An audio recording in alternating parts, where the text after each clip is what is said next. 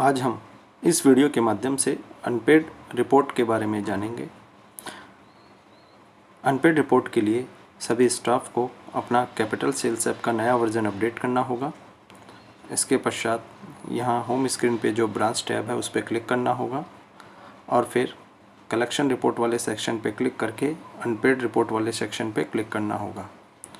इस रिपोर्ट में बहुत ही इम्पोर्टेंट बात यह है कि हम यहाँ पे पिछले 3 महीने का जो अनपेड क्लाइंट का रिकॉर्ड है वो देख सकते हैं। इसके लिए आपको यहाँ पे जो एरो का साइन दिखाया गया है उस पर क्लिक करना होगा।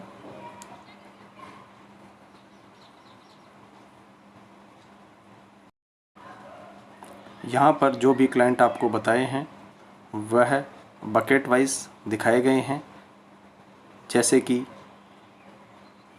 1 to 29 unpaid, 30 to 59 unpaid, 60 to 75 unpaid. इस प्रकार यहाँ पे ये बकेट वाइज दिखाए गए हैं। अनपेड रिपोर्ट में जितने भी हमारे क्लाइंट हैं वह महीने की शुरुआत के आधार पर यानी कि 1 तारीख के हिसाब से बकेट वाइज दिखाए गए हैं।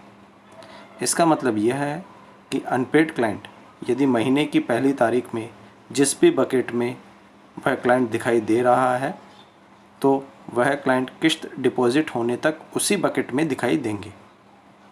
यदि क्लाइंट किस्त जमा करा देगा तो वह अनपेड रिपोर्ट में नहीं दिखाई देगा। अब हम बात करते हैं यहाँ पे दिखाए गए कॉलम्स की।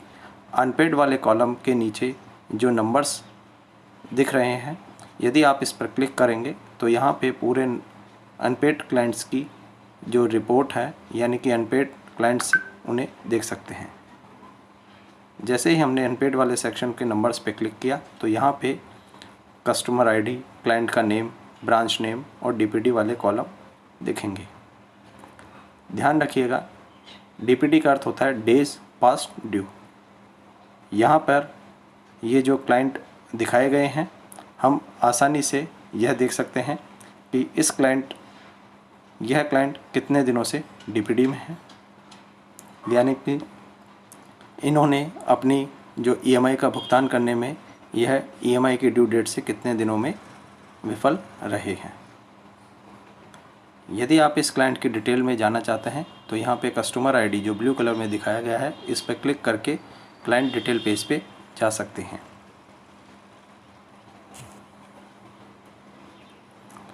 आर अनपेड, इस कॉलम का अर्थ यह है कि ये जो क्लाइंट है वो रेगुलर क्लाइंट है यानी कि 0 डीपीडीज़ वाले क्लाइंट है। महीने की 1 तारीख को ये टोटल 27 जो क्लाइंट दिखाए रहे हैं वो डीपीडी में नहीं थे, यानी कि ये रेगुलर क्लाइंट थे महीने की 1 तारीख को। उन क्लाइंट्स की संख्या यहाँ पर दिखाई दे रही है। अगर हम बात करें 1 to 29 अनपेड्स, इसका अर्थ यह है कि इस ब्रांच में टोटल 3 क्लाइंट ऐसे हैं जो कि 1 से 29 डीपीडीज़ में आते हैं, यानी कि महीने की शुरुआत के आधार पर, यानी कि 1 तारीख को ये इस बकेट में है।